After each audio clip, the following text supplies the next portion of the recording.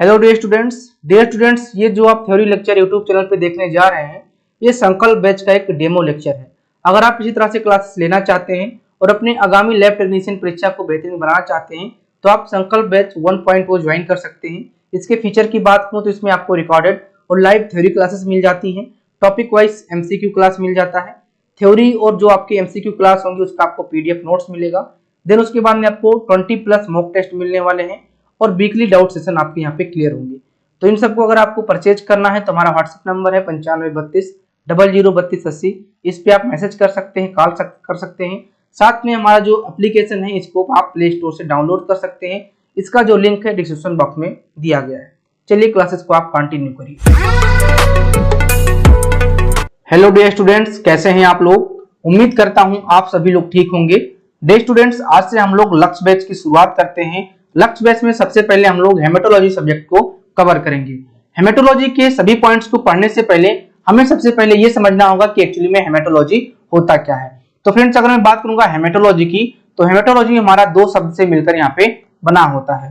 पहला आपका यहाँ पे होता है हेमेटो और दूसरा क्या हो जाता है हमारा लोगस हो जाता है। क्या हो जाता है? लोगस हो जाता है। तो फ्रेंड्स, अगर मैं बात करूंगा हेमेटो की तो हेमेटो का जो अर्थ होता है आपका होता है ब्लड से। क्या होता है? आपके ब्लड से होता है। लोगस का क्या मतलब हो जाता है? आपका स्टडी। तो ब्लड के संपूर्ण अध्ययन को क्या कहते हैं हम लोग? हेमेटोलॉजी कहते हैं। यानी कि ब्लड क्या है, ब्लड की उत्पत्ति कहां से और कैसे हुई है, साथ साथ में ब्लड की कौन कौन सी बीमारियां हैं, इनका संपूर्ण अध्ययन क्या कहलाता है? हमारा हेमेटोलॉजी कहलाता है। तो फ्रेंड्स, यहाँ पे आप लोग देख पा रहे होंगे कि जो हमारा हेमेटोलॉजी है इसका जो बेसिक पॉइंट है आपका क्या है? ब्लड है। तो आज की क्लास में हम लोग सबसे पहले किसके बारे में अध्ययन करेंगे? ह्यूमन ब्लड के बारे में अध्ययन करेंगे। समझेंगे कि हमारा ह्यूमन ब्लड क्या है, इसकी कौन कौन सी प्रॉपर्टीज है, इसके बारे में। तो फ्रेंड्स, यहाँ पे आज हम लोग शुरुआत करते हैं सबसे पहले किसके बारे में? ह्यूमन ब्लड के बारे में। हमने आपको पहले ही बताया, इस वाले पार्ट में हम लोग कवर करेंगे व्हाट इज ब्लड, यानी कि ब्लड क्या है, प्रॉपर्टीज ऑफ ब्लड, यानी कि ब्लड के कौन कौन से गुण हैं, उसके बाद में कंपोनेंट ऑफ ब्लड, यानी कि ब्लड के कौन कौन से कंपोनेंट पाए जाते हैं, साथ में टाइप ऑफ ब्लड सेल, यानी कि जो ब्लड सेल है उनके कितने प्रकार होते हैं, और सबसे लास्ट में हम लोग यहाँ पे कवर करेंगे फंक्शन ऑफ ब्लड, यानी कि जो ब्लड है उसका हमारे शरीर में क्या कार्य है। तो चलिए फ्रेंड्स, सबसे पहले यहाँ पे हम लोग समझते हैं कि ह्यूमन ब्लड होता क्या है। तो अगर मैं सबसे पहले बात करूं ह्यूमन ब्लड के डिफिनेशन की तो यहाँ पे आपका मेंशन है blood is a fluid connective tissue that consist of plasma and blood cell.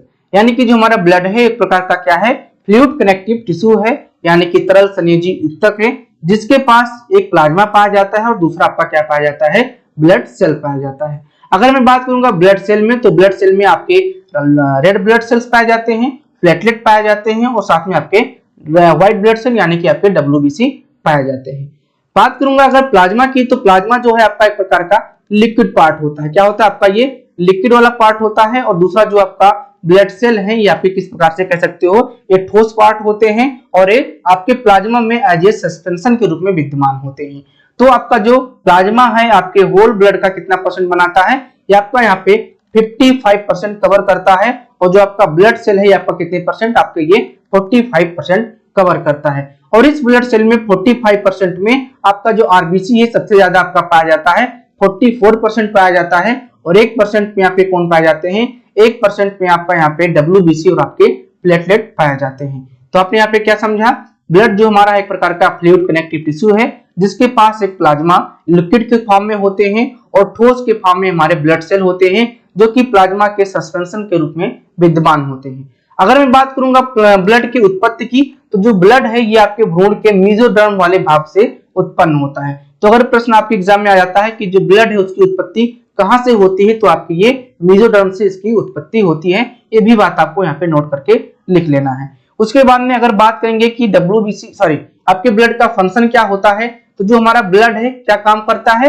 It circulates throughout your body delivering oxygen and nutrient to various cell and tissue. यानी कि जो हमारा ब्लड है ये क्या करता है? हमारे पूरी बॉडी में लगातार बहता है और क्या डिलीवर करता है? हमारे लंग्स से लेकर अलग अलग भाग के यानी कि टिश्यू के अलग अलग पार्ट में ऑक्सीजन को सप्लाई करता है। साथ साथ में जो हमारे न्यूट्रिएंट्स होते हैं, जो हमारे पोषक तत्व होते हैं, इनको भी अलग अलग सेल अलग अलग टिश्यू में उनके आवश्यकता अनुसार पहुंचाता रहता है। तो इस प्रकार से आपको ब्लड के बारे में समझ में आ गया होगा। मेन पॉइंट आपको यहाँ पे ये ध्यान रखना है कि ब्लड इज ये फ्लूइड कनेक्टिव टिश्यू। कई बार आपके एग्जाम में पूछ लिया जाता है कि ब्लड आपका क्या है तो एक प्रकार का लिक्विड कनेक्टिव टिश्यू है, या फिर कह सकते हो हिंदी में तरल संयोजी ऊतक है। देखो इसके जो कनेक्टिव टिश्यू वाले गुण हैं ये आपको यहाँ पे दिखाई दे रहे होंगे, क्योंकि ये ऑक्सीजन को बाइंड कर रहा है, ये आपके न्यूट्रिएंट्स को पकड़ के रख रहा है, और इसको अलग अलग चीजों को कह सकते हो कि बहुत सारे वेस्ट मटेरियल को भी पकड़ता है और अलग अलग पार्ट में इसको क्या करता है, डिलीवर करता है। तो कहीं ना कहीं ये कनेक्टिंग का काम करता है, इसलिए इसको क्या कहते हैं, फ्लूइड कनेक्टिव टिश्यू कहते हैं। इतनी बात आपको समझ में आ गई। इसकी जो उत्पत्ति कहां से होती है, आपके मेसोडर्म से होती है। चलिए यहाँ पे आप लोग अगला पॉइंट पढ़ते हैं। अगला जो आपका पॉइंट बनेगा वो आपके प्रॉपर्टीज ऑफ ब्लड, यानी कि ब्लड के कौन कौन से गुण होते हैं। तो सबसे पहले ब्लड के कलर को हम लोग देखेंगे। तो फ्रेंड्स सबसे पहले हम देखेंगे ब्लड के कलर में, ब्लड जो होता है आपका ये दो कलर में पाया जाता है। कैसे, जो आपके आर्टरीज होते हैं इसमें आपके क्या, आपके ब्राइट रेड कलर के ब्लड पाए जाते हैं, और जो आपके वेन होते हैं इसमें आपके डार्क रेड कलर के क्या पाए जाते हैं, ब्लड पाए जाते हैं। यहाँ पे आप लोग बात समझना, जो हमारी आर्टरीज है, ठीक है, जो हमारी आर्टरीज होती हैं इसमें क्या होते हैं, यहाँ पे आपके ऑक्सीजनेटेड ब्लड पाया जाता है। क्या पाया जाता है, आपका ऑक्सीजनेटेड ब्लड पाया जाता है। तो ये आपके कलर जो होते हैं ब्राइट रेड हो जाते हैं। लेकिन अगर मैं यहीं पे बात करूंगा किसकी, अगर मैं बात करूंगा वेन की, तो वेन में आपके ठीक है कार्बन डाइऑक्साइड वाले ब्लड पाए जाते हैं, यानी कि ठीक है कार्बो ऑक्सीनेटेड ब्लड पाए जाते हैं। तो इसमें क्या हो जाता है आपका ये, ठीक है, ये आपके डार्क रेड कलर का हो जाता है। तो अगर आपके दिमाग में बैठाना कि ब्लड का कलर क्या होता है, तो हमारे आर्टरीज में ठीक है ब्राइट रेड कलर के होते हैं, थोड़ा चमकदार होते हैं, और जो हमारे वेन होते हैं इसमें आपके ये डार्क रेड कलर के पाए जाते हैं। अगर मैं बात करूंगा ब्लड के मासेस के बारे में, तो आपकी ये बॉडी ठीक है, आपके बॉडी के 8% के ये लगभग आपकी इनका ठीक है मास होता है। ठीक, पीएच सबसे इंपॉर्टेंट पॉइंट है आपका, ब्लड का पीएच क्या होता है। तो जो ब्लड का पीएच है वो स्लाइटली क्या होता है, अल्कलाइन होता है। स्लाइटली अल्कलाइन का मतलब हो जाता है आपका हल्का क्षारकीय, और हल्का क्षारकीय कब होगा, जब आपका पीएच क्या होगा, 7 से क्या होगा, ऊपर होगा। देखिए हमेशा जब 7 से ऊपर जो आपके पीएच जाएंगे वो आपके क्या हो जाते हैं, वो आपके अल्कलाइन हो जाते हैं, यानी कि आपके ये क्षारकीय हो जाते हैं। ठीक है, अगर ये आपका 7 से नीचे की तरफ जा रहा है तो क्या हो जाता है आपका ये एसिडिक कैरेक्टर का हो जाता है। क्या हो जाता है आपका, एसिडिक कैरेक्टर का हो जाता है। ठीक है, तो आपको यहाँ पे समझना है आपका जो ब्लड है उसका पीएच कितना होता है, वो आपका 7.35 से लेकर 7.45 तक होता है, यानी कि ये क्या होगा, आपका हल्का सा क्षारकीय होगा, स्लाइटली अल्कलाइन होगा। इतनी बात आपको समझ में आ गई। टेस्ट की बात करेंगे कि हमारे ब्लड का टेस्ट क्या होता है, तो ये आपका साल्टी होता है, यानी कि थोड़ा सा नमकीन आपका यहाँ पे होता है ब्लड। ओके, विस्कोसिटी क्या होगी इसकी, तो विस्कोसिटी अगर बात करेंगे तो आपकी वाटर से आपका 3 to 4 आपका ठीक है टाइम ज्यादा आपका ये विस्कस होंगे। ठीक है, क्या होंगे आपके जो आपके वाटर हैं, अगर इनसे कंपेयर करें तो आपका जो ब्लड है वो आपका 3 से लेकर 3 गुना मतलब कह सकते हो 4 टाइम तक आपका क्या हो जाता है, ये मोर विस्कस होते हैं। ठीक है, उसके बाद में दूसरा पॉइंट आपका आता है यहाँ पे वॉल्यूम के बारे में, कि हमारे बॉडी में ब्लड वॉल्यूम कितना होता है, तो ये आपके 5 to 6 लीटर होते हैं, यानी कि 5 से 6 लीटर आपके बॉडी में लगभग आपके जो है ब्लड पाए जाते हैं। तो इनका वॉल्यूम जो होगा आपके 5 से लेकर 6 लीटर तक हो जाएगा। ब्लड का टेम्परेचर क्या होता है, तो ये आपका 38 डिग्री सेल्सियस होता है। अगर फारेनहाइट में बात करेंगे तो 100.4 फारेनहाइट होता है। ये भी अपने कॉपी में आप लोग यहाँ पे नोट कर लेना। ब्लड का काम भी एक है कि आपके किसको मेंटेन करता है, आपके टेम्परेचर को मेंटेन करता है, इसलिए जो इसका टेम्परेचर है 38 डिग्री सेल्सियस होता है। तो प्रॉपर्टीज ऑफ ब्लड में आप लोगों ने क्या देखा, आप लोगों ने ये देखा जो हमारा ब्लड है ये आर्टरीज में क्या होते हैं, ब्राइट रेड कलर के होते हैं, और वेन में क्या होते हैं, डार्क रेड कलर के होते हैं। इनका जो मासेस होता है आपका 8% आपके बॉडी मास के होते हैं। पीएच इनकी अगर बात करेंगे तो स्लाइटली अल्कलाइन, यानी कि 7.35 से लेकर 7.45 तक इनका पीएच होता है। टेस्ट इनका साल्टी यानी कि नमकीन होता है। विस्कोसिटी की बात करेंगे तो 3 to 4 टाइम मोर विस्कस होते हैं आपके वाटर से। वॉल्यूम इनका 5 से 6 लीटर होता है, और टेम्परेचर 38 डिग्री सेल्सियस होता है। इतनी बात आपको यहाँ पे प्रॉपर्टीज ऑफ ब्लड के बारे में समझ में आ गया होगा। नेक्स्ट पॉइंट जो हमारा बनता है कंपोजिशन ऑफ ब्लड, यानी कि ब्लड के कौन कौन से कंपोजिशन होते हैं, हमारा ब्लड किस किस से मिलकर बना होता है। तो हमने पहले ही बता दिया था आपको कि जो हमारा ब्लड है ये 2 पार्ट से मेनली बना हुआ है। एक आपका किससे, प्लाज्मा से, और दूसरा आपका सेलुलर एलिमेंट से। प्लाज्मा जो होता है आपका 55% होते हैं, और जो सेलुलर एलिमेंट हमारे हैं वो कितने होते हैं, 45% होते हैं। इस सेलुलर एलिमेंट में कौन कौन से कंपोनेंट होंगे, तो आपका आरबीसी होगा, इसको हम साइंटिफिक नेम में एरिथ्रोसाइट्स कहते हैं। डब्ल्यूबीसी पाया जाएगा जिसको हम लोग साइंटिफिक में ल्यूकोसाइट कहते हैं, और एक आपका प्लेटलेट्स होंगे जिसको हम साइंटिफिक भाषा में थ्रोम्बोसाइट कहते हैं। तो आपको एरिथ्रोसाइट, ल्यूकोसाइट और थ्रोम्बोसाइट्स के टर्म को जरूर याद रखना है। कितना आप लोगों ने यहाँ पे क्या समझा? आप लोगों ने समझा कि जो हमारा ब्लड है इसमें दो मेन कंपोनेंट होंगे, एक आपका प्लाज्मा होगा और दूसरा आपका सेलुलर एलिमेंट होगा। प्लाज्मा आपका 55% बनाएगा और जो सेलुलर एलिमेंट है हमारा वो 45 यानी कि 45% यहाँ पे कवर करेंगे। अब यहाँ पे बात करेंगे सेलुलर एलिमेंट में कौन कौन से सेल्स आएंगे, तो आपके एक आरबीसी यानी कि एरिथ्रोसाइट्स, डब्ल्यूबीसी ल्यूकोसाइट, प्लेटलेट्स आपका थ्रोम्बोसाइट। इस 45% में 44% आपका कौन बनाता है, आपका ये आरबीसी बनाता है और 1% में आपके ये दोनों रहते हैं, यानी कि आपका 1% में एक डब्ल्यूबीसी और आपका प्लेटलेट दोनों पाया जाएगा, जो कि आपके ब्लड में एज ए बफी कोड पाए जाते हैं। क्या पाए जाते हैं? बफी कोड के रूप में पाए जाते हैं। ठीक है, ये बात आपको समझ में आ गई। अब हम लोग यहाँ पे आगे बढ़ते हैं। तो फ्रेंड्स, आप लोगों ने कंपोजिशन ऑफ ब्लड के बारे में अच्छे से समझ लिया है। अब हम लोग इसके एक एक पार्ट को समझेंगे, यानी कि सबसे पहले हम लोग प्लाज्मा को पढ़ेंगे, उसके बाद में सेलुलर एलिमेंट के बारे में पढ़ेंगे। तो चलिए फ्रेंड्स, सबसे पहले हम लोग प्लाज्मा के बारे में समझते हैं कि एक्चुअली में हमारा प्लाज्मा होता क्या है। तो प्लाज्मा की अगर बात करें तो plasma is a pale yellow coloured liquid component of blood that hold the cellular element of blood in suspension. यानी कि जो हमारा प्लाज्मा है एक प्रकार का पेल येलो कलर का लिक्विड कंपोनेंट होता है जो कि हमारे ब्लड में पाया जाता है। और इसकी अगर बात करें तो हमारे जितने भी सेलुलर एलिमेंट है हमारे ब्लड में उसको क्या करता है, उसको एज ए सस्पेंशन के रूप में होल्ड करता है। तो प्लाज्मा क्या है? प्लाज्मा एक प्रकार का पेल येलो कलर का कंपोनेंट है जो कि हमारे ब्लड में पाया जाता है और ये हमारे जितने भी सेलुलर एलिमेंट है, चाहे आपका आरबीसी हो, डब्ल्यूबीसी हो, प्लेटलेट हो, इन सभी को एज ए सस्पेंशन के रूप में होल्ड करता है, पकड़ के रखता है। अगर मैं बात करूं प्लाज्मा की, तो प्लाज्मा के पास 90 से लेकर 92% तक पानी पाया जाता है। कितना? आपका 90 से लेकर 92% तक आपका ये वाटर को कंटेन करता है। साथ में it contain 7% of plasma protein. और इसमें जो दूसरा मोस्ट इंपॉर्टेंट पॉइंट होता है या फिर कह सकते हो मोस्ट इंपॉर्टेंट सब्सटेंस होता है वो आपका होता है प्लाज्मा प्रोटीन। प्लाज्मा प्रोटीन में आपके एल्ब्यूमिन, ग्लोबुलिन और आपके फाइब्रिनोजन पाए जाते हैं। अब हम सबसे पहले एल्ब्यूमिन प्लाज्मा प्रोटीन के बारे में समझते हैं। एल्ब्यूमिन प्लाज्मा प्रोटीन की अगर हम सिंथेसाइज की बात करें, यानी कि इसके हम निर्माण की बात करें, तो आपका इसका निर्माण कहाँ पे होता है? आपके ये लीवर में होता है। तो एल्ब्यूमिन का जो निर्माण है, सिंथेसिस है, आपके लीवर में होता है और ये ब्लड के क्या, ये आपके ऑस्मोटिक प्रेशर को मेंटेन करते हैं। तो जो हमारा एल्ब्यूमिन है प्लाज्मा प्रोटीन, वो हमारे ऑस्मोटिक प्रेशर को, हमारे ब्लड के ऑस्मोटिक प्रेशर को क्या करता है?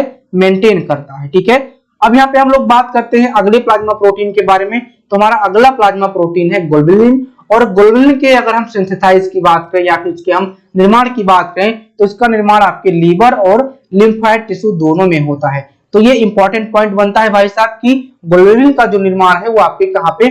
आपके लीवर में भी और आपके लिम्फाइड टिश्यू यानी कि जो आपके नोड्स हैं, जो हमारे स्प्लीन है, इन सभी में इनका क्या होता है? निर्माण होता है। और अगर मैं बात करूंगा ग्लोबुलिन के फंक्शन की, तो आपके इम्यून सिस्टम के प्रति रिस्पॉन्स करते हैं। तो जो इम्यून सिस्टम है उसको देखने का काम कौन करता है? आपके ये ग्लोबुलिन काम करते हैं। प्रतिरक्षा में आपके ये ग्लोबुलिन अच्छे तरीके से वर्क करते हैं। और जो आपका तीसरा मोस्ट इंपॉर्टेंट प्लाज्मा प्रोटीन बनता है वो आपका फाइब्रिनोजन बनता है। और फाइब्रिनोजन का जो सिंथेसिस है, जो निर्माण है, आपके कहाँ पे होते हैं? आपकी ये लीवर में होते हैं। और इनका जो मेन कह सकते हो फंक्शन है, ये आपके कोगुलेशन ऑफ ब्लड में है, यानी कि ब्लड के थक्का बनने में अपना ये योगदान देते हैं। तो प्लाज्मा प्रोटीन आपके 3 होते हैं, एक आपका एल्ब्यूमिन, ग्लोबुलिन, फाइब्रिनोजन। एल्ब्यूमिन जो काम करता है वो ऑस्मोटिक प्रेशर को मेंटेन करता है, ग्लोबुलिन आपके इम्यून सिस्टम में वर्क करते हैं और जो फाइब्रिनोजन है आपके ब्लड के क्लॉटिंग में मदद करते हैं। तो ये बहुत ही इंपॉर्टेंट तीनों प्लाज्मा प्रोटीन है, इनको आपको समझ के रखना है। ये आपके ब्लड में कितना या फिर आपके प्लाज्मा में 7% आपके ये पाए जाते हैं। उसके बाद में यहाँ पे हम लोग समझेंगे अगले पॉइंट में, यानी कि प्लाज्मा में हमारे और क्या पाया जाता है। तो plasma contain some other solution, यानी कि 1.5%। तो आपके 90 से 92 तक लेकर आपका क्या हो गया? 90 से लेकर 92 आपका यहाँ पे वाटर हो जाता है।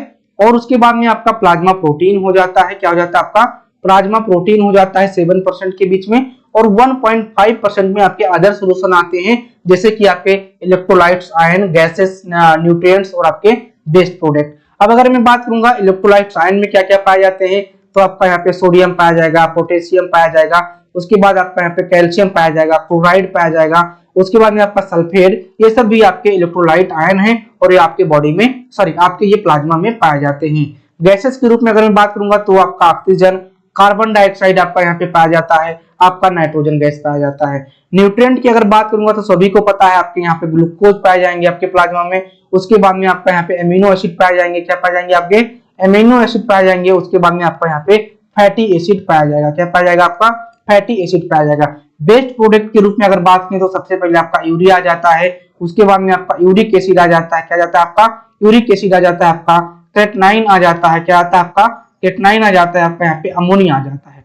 इतने प्रकार के आपके प्लाज्मा में बेस्ट प्रोडक्ट भी पाए जाते हैं। तो इलेक्ट्रोलाइट, गैसेस, न्यूट्रिएंट और बेस्ट प्रोडक्ट को लें तो आपकी 1.5% आपका ये कवर करता है। तो ये रही आपके किसके बारे में, ये आपके प्लाज्मा में क्या क्या पाया जाता है, आप कह सकते हो कि प्लाज्मा के कंपोजिशन या फिर कंस्टिट्यूएंट के बारे में। अब यहाँ पे हम लोग समझेंगे किसके बारे में, फंक्शन ऑफ प्लाज्मा के बारे में, यानी कि प्लाज्मा का कार्य क्या होता है। तो प्लाज्मा का जो यहाँ पे फ्रेंड्स सबसे पहला फंक्शन होगा binding to oxygen and transporting it to cell to be use in respiration.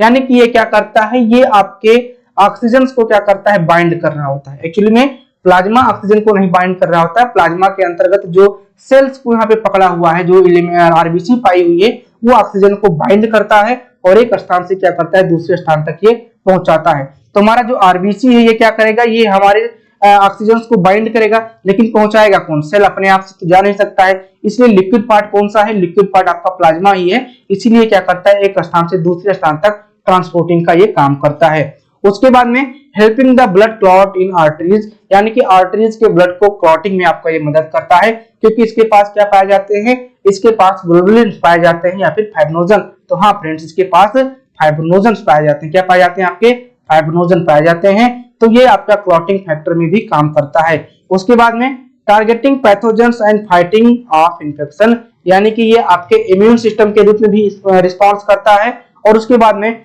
Transporting blood cell, यानी कि जो आपके ब्लड सेल है इनको भी ट्रांसपोर्ट करने में मदद करता है, यानी कि जो आपके आरबीसी है, डब्ल्यूबीसी है, प्लेटलेट है, इनको भी एक स्थान से दूसरे स्थान तक तो भी ले जाते हैं ना, तो इसीलिए आपके ये ब्लड सेल के ट्रांसपोर्टिंग में मदद करते हैं। तो कितनी बात आप लोगों ने प्लाज्मा में समझा, आप लोगों ने सबसे पहले ये समझा कि प्लाज्मा एक्चुअली में है क्या, प्लाज्मा में कौन कौन से कंस्टिट्यूएंट होते हैं, यानी कि वाटर कितना परसेंट होता है, आपका प्लाज्मा प्रोटीन कितने परसेंट होते हैं और कौन कौन से होते हैं, उनका फंक्शन क्या क्या होता है। उसके बाद में बेस्ट प्रोडक्ट कौन कौन से हैं, न्यूट्रिएंट्स कौन कौन से हमारे पाए जाते हैं, गैसेस कौन कौन से हैं, आयंस कौन कौन से हैं, और साथ में हमारे प्लाज्मा का फंक्शन क्या है। इतना था आपके प्लाज्मा में टॉपिक। अब यहाँ पे हम लोग चलते हैं किसके बारे में, सेलुलर एलिमेंट के बारे में समझेंगे। तो सेलुलर एलिमेंट में आप लोग को सबसे पहले पढ़ना होगा किसके बारे में, आरबीसी के, यानी कि एरिथ्रोसाइट्स के बारे में।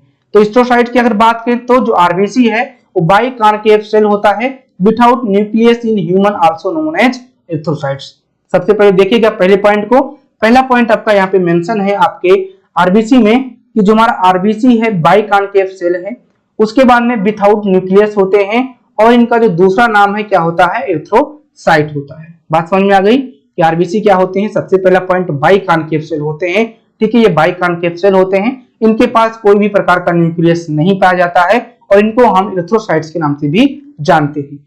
एक चीज यहाँ पे याद रखना, अपवाद के रूप में यहाँ पे ध्यान रखो, जनरली आपके जो ब्लड हैं, ब्लड में आरबीसी जो है उनके पास न्यूक्लियस नहीं होता है, लेकिन जो कैमल है ना, जो आपके ऊंट होते हैं, उनका जो आरबीसी है उनके पास क्या होते हैं, उनके पास आपके यहाँ पे न्यूक्लियस होते हैं, ठीक है, यहाँ पे क्या होते हैं, न्यूक्लियस होते हैं। तो ह्यूमन ब्लड में जनरली आरबीसी में न्यूक्लियस नहीं होता है, लेकिन आपका यहाँ पे जो कैमल है उसके आरबीसी में न्यूक्लियस पाया जाता है। ओके, बात समझ में आपकी आ गई होगी। अगर मैं बात करूंगा आरबीसी के साइज की, तो साइज जो होता है 7 टू लेकर 8 माइक्रोमीटर इन डायमीटर होता है, और अगर मैं इसकी मोटाई यानी कि थिकनेस की बात करूंगा तो 2.25 माइक्रोमीटर होते हैं, ठीक है। तो जो हमारा आरबीसी का साइज है 7.8 माइक्रोमीटर डायमीटर में होता है, और जो थिकनेस है उसका क्या होता है 2.25 माइक्रोमीटर होते हैं। RBC contain the iron rich protein called haemoglobin, यानी कि जो हमारा आरबीसी है उसके पास एक प्रकार का आयरन रिच, ठीक है, प्रोटीन पाया जाता है, जिसको हम क्या कहते हैं, हीमोग्लोबिन कहते हैं। और इसी हीमोग्लोबिन के वजह से हमारा जो आरबीसी है वो क्या होता है, रेड होता है। बात समझ में आपको आ गई होगी कि जो हमारा आरबीसी है वो आपका आयरन रिच प्रोटीन, जो हमारा आरबीसी है वो आयरन रिच प्रोटीन को रखता है, जिसको हम हीमोग्लोबिन कहते हैं, और इसी हीमोग्लोबिन की वजह से हमारा जो आरबीसी है वो रेड होता है। अगर हमारे आरबीसी से हीमोग्लोबिन को निकाल दिया जाए तो हमारा जो आरबीसी है एज एक्ट करेगा किसकी तरह, डब्ल्यूबीसी की तरह, लेकिन डब्ल्यूबीसी में केवल न्यूक्लियस पाया जाएगा और इसके अंतर्गत न्यूक्लियस नहीं पाया जाएगा। ये बात यहाँ पे ध्यान रखना। और इसकी अगर मैं बात करूंगा लाइफ स्पेन की, तो आरबीसी का जो लाइफ स्पेन है वो आपका 120 दिन होता है, यानी कि इसकी जीवन अवधि कितनी होती है, 120 दिन तक होती है। यानी कि एक बार अगर आरबीसी बन गया है तो अगर वो नॉर्मली कंडीशन में है तो वो 120 दिन तक वो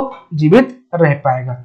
चलिए फ्रेंड्स, अब यहाँ पे हम समझते हैं इसके नॉर्मल रेंज के बारे में, यानी कि हमारी बॉडी में आरबीसी यानी कि रेड ब्लड सेल का नॉर्मल रेंज कितना होता है। तो अगर मैं बात करूंगा यहाँ पे एडल्ट मेल के बारे में यानी कि पुरुष के बारे में, तो 5.4 मिलियन पर माइक्रोलीटर होता है। और अगर मैं बात करूंगा यहाँ पे एडल्ट फीमेल के बारे में तो 4.8 मिलियन पर माइक्रोलीटर होता है। थोड़ा सा आपका यहाँ पे फीमेल में कम देखने को मिलता है, वहीं पे आपका मेल में ज्यादा देखने को मिलता है।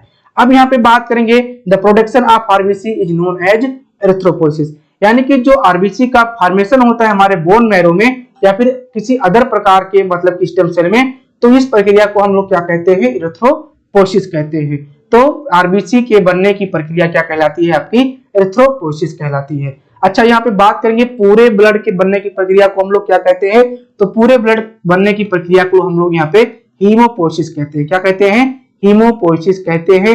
ये भी बात यहाँ पे आप लोग नोट करके लिख सकते हो, ठीक है। अगर पूरा ब्लड बन रहा है, होल ब्लड अगर उसका निर्माण हो रहा है, तो उस टर्म को हम क्या कहते हैं, हीमोपोइसिस कहते हैं, ठीक है। तो आरबीसी की बनने की प्रक्रिया क्या कहलाएगी, आपकी एरिथ्रोपोइसिस कहलाएगी। अब यहाँ पे हम लोग देखते हैं साइट, यानी कि हमारा जो आरबीसी है इसका निर्माण कहाँ पे होता है।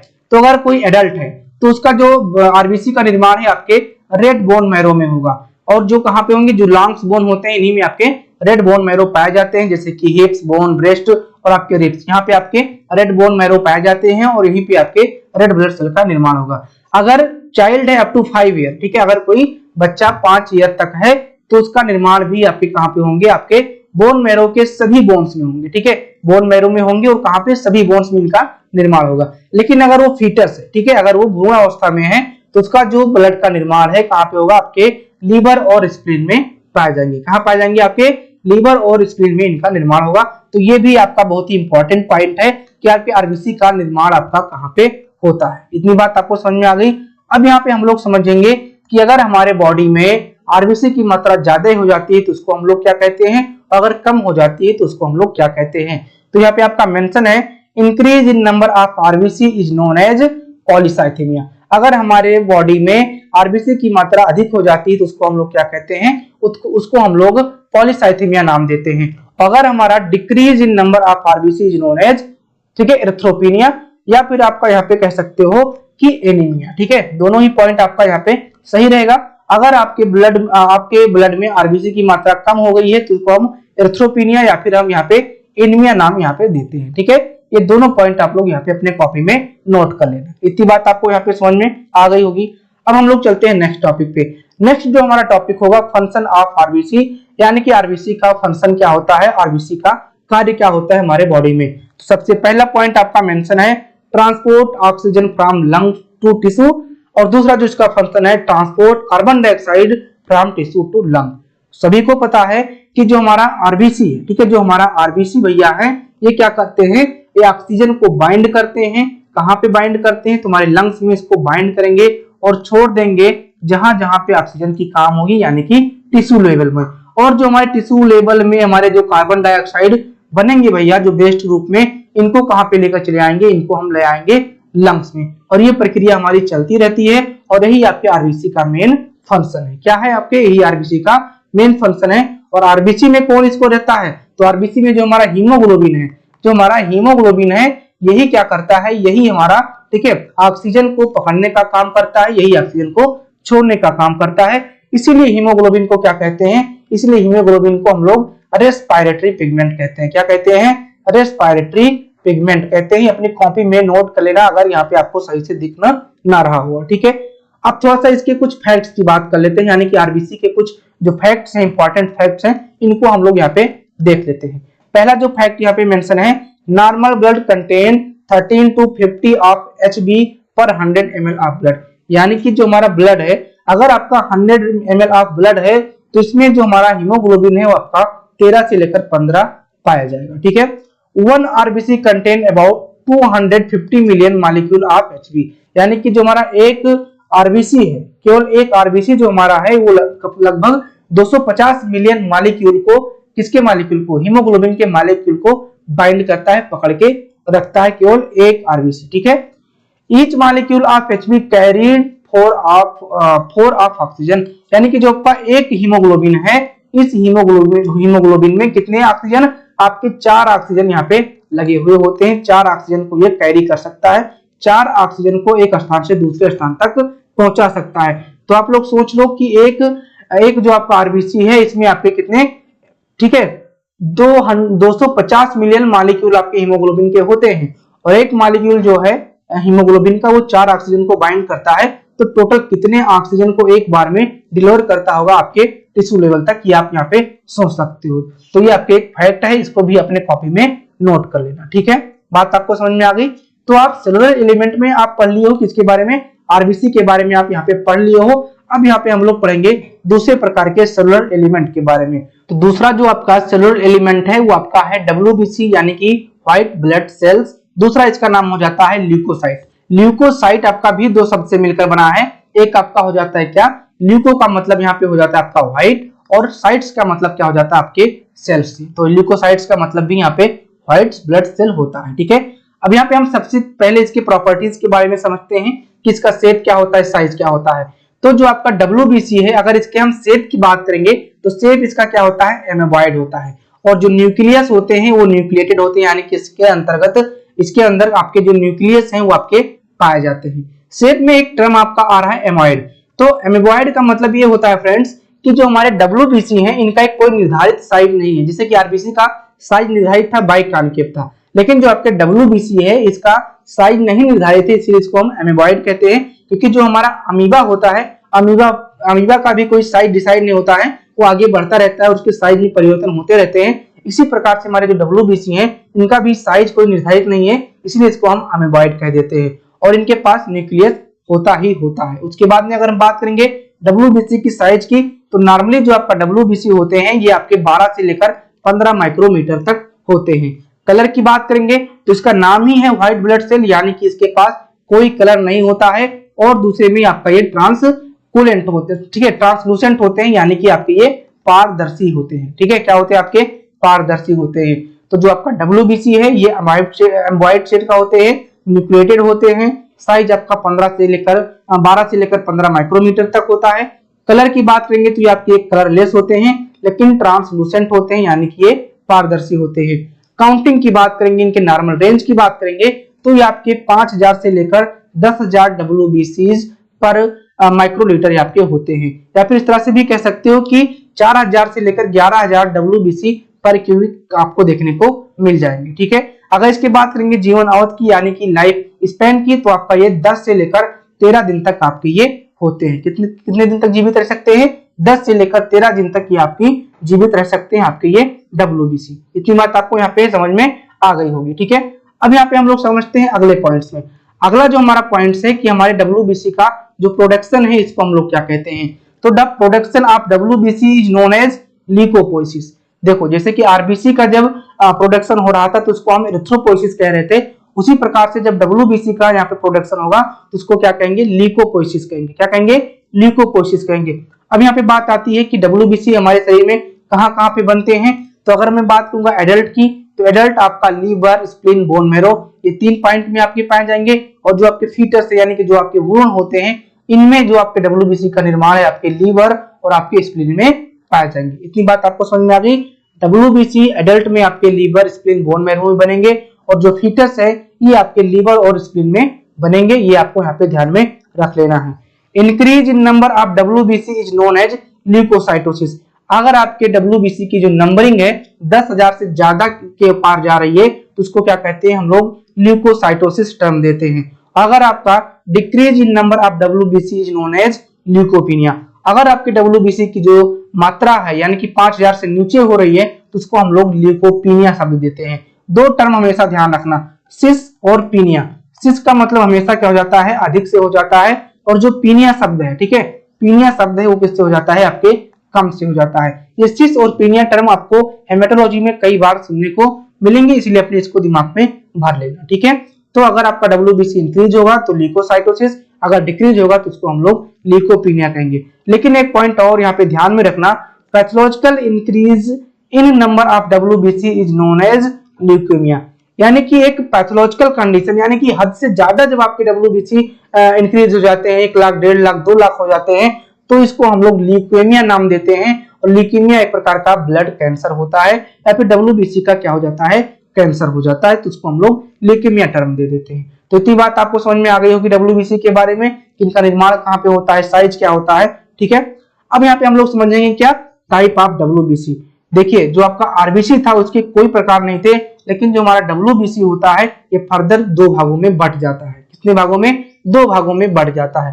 पहला जो आपका भाग होता है वो आपका ग्रेनुलोसाइट हो जाता है, और दूसरा जो आपका हो जाता है एग्रेनुलोसाइट हो जाते हैं। ग्रेनुलोसाइट्स का क्या मतलब होता है, यहीं पे समझ लीजिए। ग्रेनुलोसाइट का मतलब हो जाता है जो आपका इस साइटोप्लाज्म है ना, इस साइटोप्लाज्म में क्या पाए जाएंगे, आपके ग्रेन्यूल्स पाए जाएंगे। क्या पाए जाएंगे, आपके ग्रेन्यूल्स, आपके छोटे छोटे ग्रेन्यूल्स यहाँ पे पाए जाएंगे, तो उनको हम क्या नाम दे देते हैं, ग्रेनुलोसाइट दे देते हैं।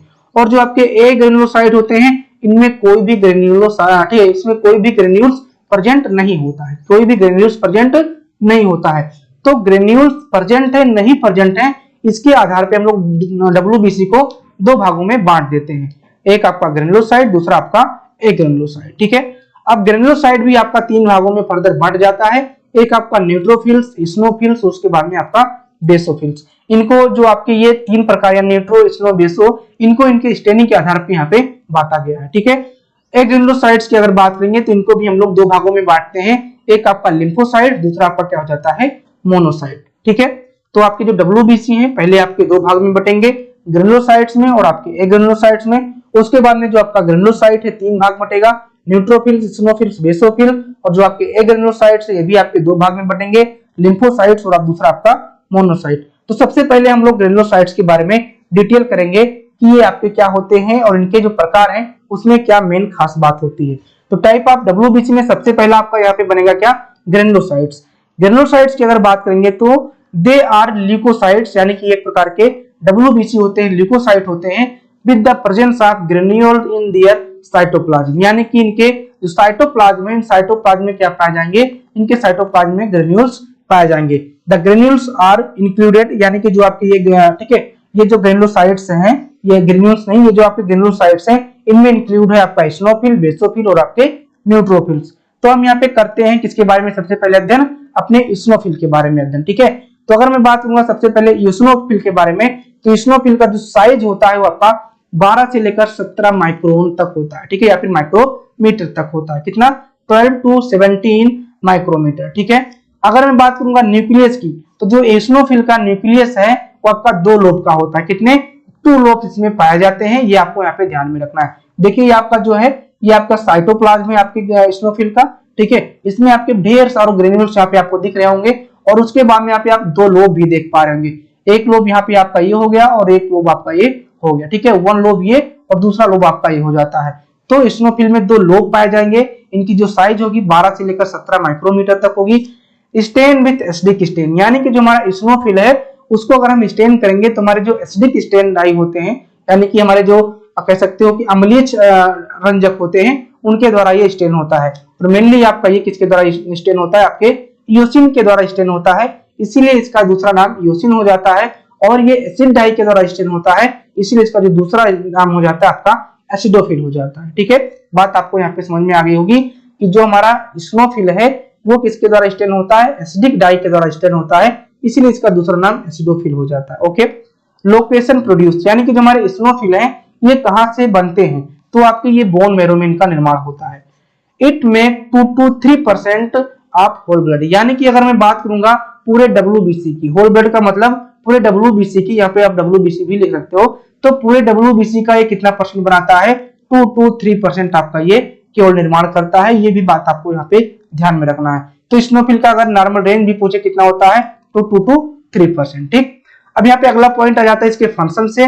These cells are responsible for combating infection in parasite and for controlling mechanism associated with allergy and asthma, यानी ये कह रहा है कि जो आपके इस्नोफिल होते हैं या क्या करते हैं, ये आपके, ठीक है, जो आपके पैरासिटिक इन्फेक्शन होते हैं इनको कंट्रोल करते हैं, ठीक है, यानी कह सकते हैं ये इम्यून सिस्टम काम करते हैं आपके कौन, इस्नोफिल। ये बात आपको यहाँ पे समझ में आ गया होगा।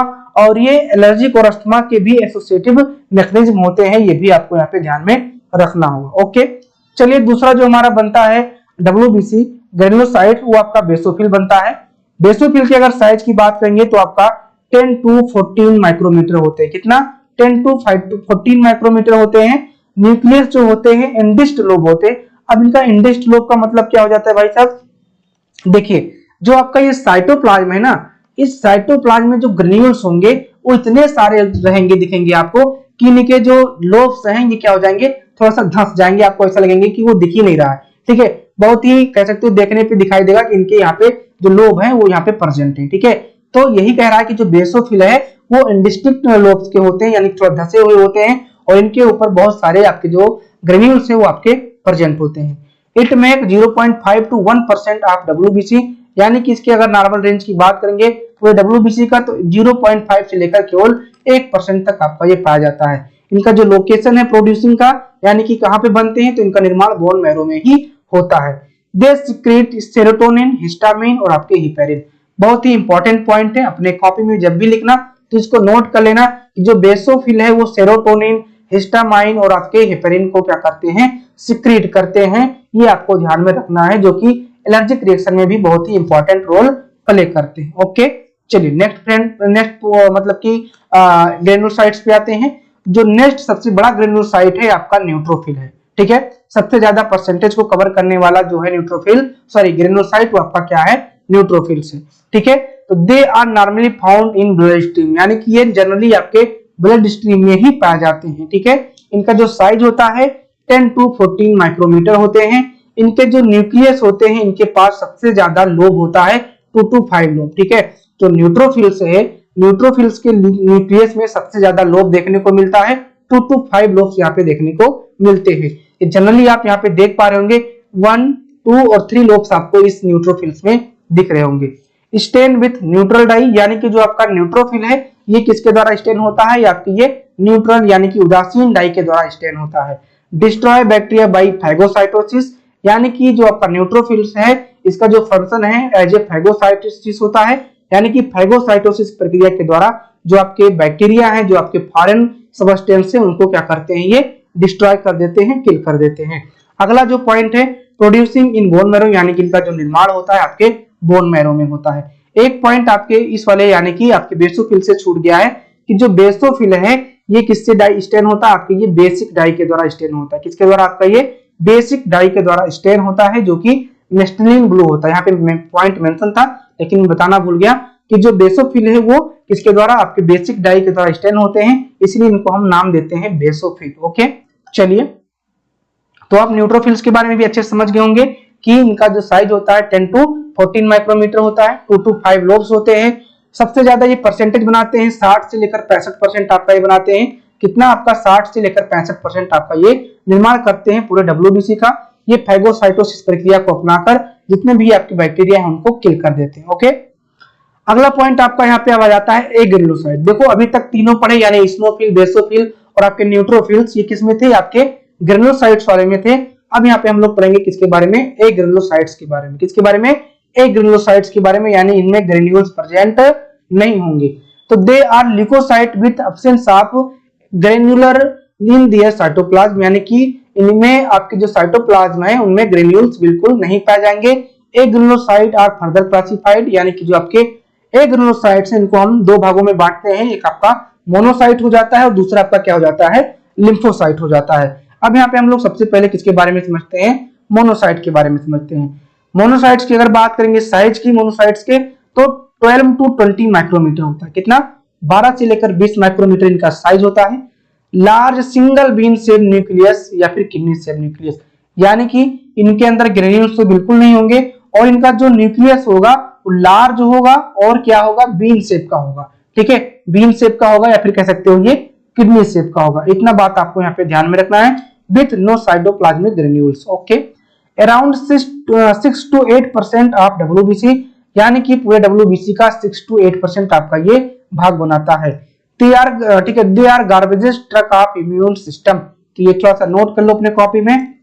इसको हाईलाइट कर लो कि ये क्या कहलाता है, इसको हम ठीक है गार्बेज ट्रक कहते हैं। ठीक है, ये पूरे इम्यून सिस्टम का क्या है, एक प्रकार का गार्बेज ट्रक है। ठीक है, जो मोनोसाइट है वो क्या है, हमारे इम्यून सिस्टम के क्या कहलाते हैं, गार्बेज ट्रक कहलाते हैं। और इसके बाद में प्रोड्यूस इन बोन मैरो, यानी कि इनका जो प्रोडक्शन है आपके बोन मैरो में ही होता है। The important function of monocyte are migrate into tissue and clean up dead cells, ठीक है, protect against blood borne pathogens and move very quickly to the site of infection in the site of tissue. तो इसका मतलब आप लोगों ने क्या समझा, इसका मतलब ये है, हमने पहले बता दिया कि इसको हम क्या कहते हैं, गार्बेज ट्रक कहते हैं, कूड़ेदान का ट्रक कहते हैं। क्यों कहते हैं, क्योंकि जो मोनोसाइट है ये हमारे टिश्यू में चला पहुंच जाएगा, माइग्रेट कर जाएगा और वहां पे जितने भी आपके डेड सेल हैं उनको क्लीन कर देता है। आपके जो ब्लड बॉर्न पैथोजेंस है, यानी कि जो खून के द्वारा फैलने वाले आपके जो पैथोजेंस हैं, रोगाणु हैं, उनको क्या कर देता है, उनको किल कर देता है। उसके बाद में आप ये क्या करते हैं, जो आपके इन्फेक्शन वाले टिश्यू हो चुके हैं, यानी कि जो इन्फेक्टेड टिश्यू हो चुके हैं, उनको भी जाके क्या कर देता है, ठीक है, वहां पे भी पहुंचकर आपके जो है, ठीक है, आपके पैथोजन से उनको भी यहाँ पे आपका किल कर देता है। इसलिए इसको हम क्या कहते हैं, garbage truck of immune system कहते हैं। और मोनोसाइट जो है वो सबसे बड़ा क्या है, आपका WBC है। ठीक है, सबसे बड़ा WBC, सबसे बड़ा WBC है, ये आपको यहाँ पे ध्यान में रखना है। ओके, बात आपको समझ में आ गई WBC की और मोनोसाइट के बारे में। अब यहाँ पे हम लोग समझते हैं किसके बारे में, लिम्फोसाइट्स के बारे में। किसके बारे में, अब यहाँ पे हम लोग समझेंगे लिम्फोसाइट्स के बारे में। अगर मैं लिम्फोसाइट्स के साइज की बात करूं तो 7 to 10 माइक्रोमीटर होता है। क्या, 7 to 10 माइक्रोमीटर होते हैं। अराउंड 25 to 45% ऑफ WBC, यानी कि WBC का 25 से लेकर 45% बना पाते हैं। और produce in bone marrow, spleen and tonsil. तो देखो भाई, जो आपके लिम्फोसाइट्स हैं ये आपके बोन मैरो में भी बनते हैं, आपके स्प्लीन में भी बनते हैं और आपके टॉन्सिल में बनते हैं, यानी कि आपकी ये लिम्फॉइड ऑर्गन में बनते हैं। इसीलिए इनका जो नाम होता है वो आपका क्या हो जाता है, क्या हो जाता है भाई साहब, ये आपका लिम्फोसाइट हो जाता है। ठीक है, लिम्फॉइड ऑर्गन। ठीक है, लिम्फॉइड ऑर्गन। तो टॉन्सिल और आपके जो स्प्लीन है ये आपके क्या कहलाते हैं, लिम्फॉइड ऑर्गन कहलाते हैं। तो इनका निर्माण क्या होता है, लिम्फोसाइट्स का निर्माण आपके बोन मैरो के साथ साथ आपके स्प्लीन और टॉन्सिल दोनों में होता है, इसलिए इसको हम लिम्फोसाइट्स नाम देते हैं। They play in vital role in producing antibody, यानी कि जो आपके लिम्फोसाइट्स हैं ये क्या करते हैं, एंटीबॉडी को प्रोड्यूस करते हैं, एंटीबॉडीज बनाते हैं। They commonly known as natural killer cell. ठीक है, क्या कहलाता है, जो हमारे लिम्फोसाइट्स हैं ये क्या कहलाते हैं, नेचुरल किलर सेल के नाम से भी जाने जाते हैं। ये अपने कॉपी में नोट कर लेना। There are 2 main type of lymphocytes, यानी कि जो हमारे लिम्फोसाइट्स हैं ये मेनली 2 प्रकार के पाए जाते हैं। एक आपका बी लिम्फोसाइट्स, दूसरा आपका क्या हो जाता है, टी लिम्फोसाइट्स। जो आपके बी लिम्फोसाइट्स हैं इनका निर्माण आपके बोन मैरो में होता है। कहां पे होता है, आपके बोन मैरो में होता है। और जो आपके टी लिम्फोसाइट्स है ये कह सकते हो आपके ये, ठीक है, लिम्फॉइड ऑर्गन पे इनका होता है। ठीक है, responsible for humoral and cell mediated immunity, यानी कि जो आपका ह्यूमरल और आपका सेल मीडिएटेड इम्यूनिटी है इसके प्रति आपके क्या होते हैं, ये रिस्पॉन्सिबल होते हैं। अगले क्लास मतलब कि जब आप इम्यूनोलॉजी पढ़ोगे तो वहां पे आप ह्यूमरल और सेल इमीडिएट इम्यूनिटी पढ़ पाओगे। ठीक है, तब वहां पे आप लिम्फोसाइट्स है उनका अच्छे से रोल समझ पाओगे। ओके भाई, तो ये लिम्फोसाइट्स का कुछ बेसिक पॉइंट्स था जो कि एज ए ग्रेनुलोसाइट्स के अंतर्गत आते हैं। इतनी बात आपको समझ में आ गई। अब यहाँ पे हम लोग पढ़ते हैं सबसे अलग प्रकार सेल के बारे में जो कि आपका है प्लेटलेट। तो देखो सेलुलर एलिमेंट जो आपका था इसमें आपका था 3 पार्ट। ठीक है, क्या क्या था, एक आपका था आरबीसी, दूसरा आपका था यहाँ पे प्लेटलेट और तीसरा था आपका डब्ल्यूबीसी। तो आप लोगों ने आरबीसी के बारे में पढ़ा, डब्ल्यूबीसी के बारे में पढ़ा, अब यहाँ पे किसके बारे में पढ़ोगे, अब यहाँ पे आप प्लेटलेट्स के बारे में पढ़ोगे, यानी कि हम लोग थ्रोम्बोसाइट्स के बारे में पढ़ेंगे। ठीक है, तो थ्रोम्बोसाइट्स के सबसे पहले शेप की बात करें तो शेप जो होता है सर्कुलर बाइकॉन्वेक्स होता है और ये नॉन न्यूक्लिएटेड होते हैं। ये भी आपको यहाँ पे ध्यान में रखना है कि जो हमारा प्लेटलेट है वो सर्कुलर बाइकॉन्केव होते हैं और ये नॉन न्यूक्लिएटेड होते हैं, यानी कि इनमें कोई भी प्रकार के न्यूक्लियस नहीं पाए जाते हैं। साइज की बात करेंगे तो 2 to 4 माइक्रोमीटर होते हैं। कितने, 2 to 4 माइक्रोमीटर होते हैं। काउंटिंग की बात करेंगे तो ये आपके 1.5 लाख से लेकर 4 लाख प्लेटलेट पर माइक्रोलीटर आपके ये पाए जाते हैं। कितना, 1.5 लाख से लेकर 4 लाख प्लेटलेट पर माइक्रोलीटर पाए जाते हैं। कहीं कहीं पे आप 1.5 लाख से लेकर 4.5 लाख भी देखने को मिलेगा। ठीक है, लाइफ स्पैन क्या होता है, यानी कि इनकी जीवन अवधि क्या होती है, तो 5 to 9 डेज होते हैं। कितने, 5 to 9 डेज इनकी जीवन अवधि होती है। फंक्शन क्या होता है हमारे ब्लड में आपके प्लेटलेट का, तो जो फंक्शन है वो आपके किसकी है, ब्लड क्लॉटिंग की। हमारे जो प्लेटलेट होते हैं वो किसके प्रति रिस्पॉन्स करते हैं, ब्लड क्लॉटिंग के प्रति रिस्पॉन्स करते हैं। तो ये भी आपको यहाँ पे बात रखनी है, और इतनी सी बात में आपका जो प्लेटलेट सेल है वो समाप्त हो जाता है। तो फ्रेंड्स सारे सेलुलर कंपोनेंट को आप लोगों ने पढ़ लिया है, प्लाज्मा के बारे में पढ़ लिया है। अब हमारा जो लास्ट टॉपिक रहेगा वो हमारा रहेगा फंक्शन ऑफ ब्लड के बारे में, यानी कि सारी चीजों को पढ़ने के बाद क्या कंक्लूजन निकलता है आपके फंक्शन ऑफ ब्लड के बारे में, यानी कि ब्लड का क्या कार्य हो सकता है। तो चलिए देखते हैं ब्लड के कार्य के बारे में। तो जो हमारा ब्लड है ये बहुत ही इंपॉर्टेंट हमारे शरीर के लिए होता है। सबसे पहला जो काम करता है ट्रांसपोर्ट ऑफ रिस्पायरेटरी गैसेस, यानी कि जो ब्लड है वो रिस्पायरेटरी गैसेस जैसे कि ऑक्सीजन और कार्बन डाइऑक्साइड को इधर से उधर ट्रांसपोर्ट करता है। हमने बताया कि लंग्स से टिश्यू तक जाएगा आपका ऑक्सीजन, और टिश्यू से लेकर लंग्स तक आएगा आपका कार्बन डाइऑक्साइड। बात समझ में आ गई। दूसरा जो आपके ब्लड का फंक्शन होगा transport of digestive food material, यानी कि जो आपका डाइजेस्टिव फूड मटेरियल होता है या फिर कह सकते हैं जो न्यूट्रिएंट्स होते हैं, इनको क्या करता है अलग अलग भागों में अलग अलग टिश्यू लेवल तक पहुंचाता है। एक चीज ध्यान रखिएगा, जो ब्लड है, ठीक है, जो ब्लड है ये कहां पे लेता है अपने न्यूट्रिएंट्स को, तो ब्लड जो है वो आपके स्मॉल इंटेस्टाइन में, ठीक है, आपके स्मॉल इंटेस्टाइन के बीली वाले पार्ट से, ठीक है, बीली पार्ट से क्या करता है न्यूट्रिएंट्स को एब्जॉर्ब करता है और अलग अलग टिश्यू लेवल में इसको पहुंचाता है। ठीक है, देखिए material to different body cell, यानी कि जहां पे आवश्यकता होगी वहां पे आप क्या करेगा पहुंचा देगा। ट्रांसपोर्ट ऑफ हार्मोन्स, हार्मोन्स को भी क्या करता है ये ट्रांसपोर्ट करता है। मान लीजिए आपके ब्रेन में कोई हार्मोन्स बना, ठीक है, और उसको पहुंचाना है आपके नीचे वाले पार्ट तक, तो कैसे पहुंचेगा, तो आपके ब्लड के माध्यम से वो आपका पहुंच पाएगा। नेक्स्ट आपका फंक्शन आता है transport of nitrogenous excretory product like ammonia, urea and uric acid, यानी हमने पहले ही बताया कि जो वेस्ट प्रोडक्ट है उनको भी ये क्या करता है बाहर निकालने का ये काम करता है। ठीक है, आपके मान लीजिए कि आपके हैंड में कोई, मान लीजिए आपके क्रिटनाइन यहाँ पे था, यहाँ से क्रिटनाइन को उठाया आपके कहाँ पे ले गया, आपके किडनी में ले गया, वहां से आपका बाहर किया, या कोई भी अदर प्रकार के जो आपके वेस्ट मटेरियल है उनको क्या करता है बाहर करने का काम करता है। It is involved in protection of body and defence against disease, हमने आपको बताया कि लिम्फोसाइट्स है, उसके बाद में जो आपके प्लाज्मा प्रोटीन्स हैं, ये सब क्या करते हैं, ये आपके डिफेंस मैकेनिज्म के रूप में काम करते हैं। तो कहीं ना कहीं हमारा ब्लड भी क्या करता है पूर्ण रूप से प्रोटेक्शन का काम करता है, डिफेंस अगेंस्ट के काम यहाँ पे करता है। ठीक है, जो आपके डिफेंस अगेंस्ट डिजीज होते हैं उनके प्रति यहाँ पे काम करता है। अगला जो आपका फंक्शन बनेगा it act as buffer and also help in regulation of pH and body temperature, हमने आपको पहले ही बता रखा है कि जो हमारा ब्लड है एज ए बफर काम करता है और आपके जो पीएच है उनको मेंटेन करता है और साथ में आपके बॉडी के टेम्परेचर को आपका ये मेंटेन करता है।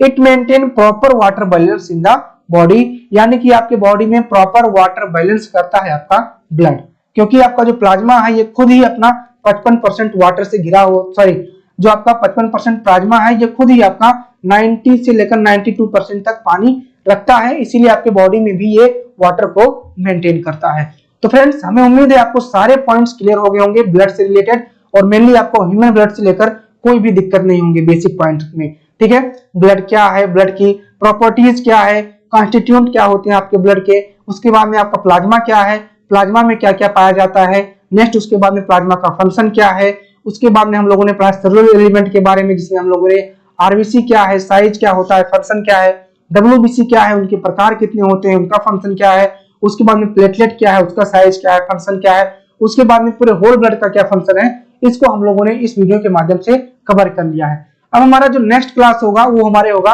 ब्लड का प्रोडक्शन, यानी कि हेमेटोपोइसिस, यानी कि हमारे शरीर में ब्लड कहाँ पे बनता है और उसके लिए कौन कौन से प्रक्रिया से होकर गुजरना पड़ता है। तो फ्रेंड्स मिलते हैं अपने नेक्स्ट लेक्चर में, तब तक के लिए अपना ख्याल रखिए, स्वस्थ रहिए, मस्त रहिए, थैंक यू। बस एक रिक्वेस्ट आपसे रहेगी कि अपने दोस्तों में ये क्लासेस को शेयर करिए। मान लीजिए आपका ये लक्ष्य बैच के साथ आप लोग पढ़ रहे हैं तो अपने दोस्तों में इस बैच के बारे में बता सकते हैं, इसके पीडीएफ वगैरह को शेयर करके उनको समझा सकते हैं कि बैच बहुत ही अच्छा है, आप ज्वाइन कर सकते हो। अगर किसी को आरआरबी, एसजीपी, जेईई सबका प्रिपरेशन करना है तो आप लोग इस बैच को जरूर ज्वाइन करिए। अगर आपको कोई डाउट है तो हमारा व्हाट्सएप नंबर है, इस पे आप कांटेक्ट जरूर कर लिया करिए। हमारा इंस्टा आईडी है मनी तिवारी 123, इस पे आप हमें फॉलो कर सकते हैं। हमारा टेलीग्राम का जो लिंक है इसको हमने डिस्क्रिप्शन में भी दे दिया है, यहाँ पे भी आप देखकर इसको सर्च करके पीडीएफ वगैरह के लिए ज्वाइन कर सकते हो। चलिए फ्रेंड्स, मिलते हैं अपने नेक्स्ट लेक्चर में। तब तक के लिए अपना ख्याल रखिए, स्वस्थ रहिए, मस्त रहिए। Thank you.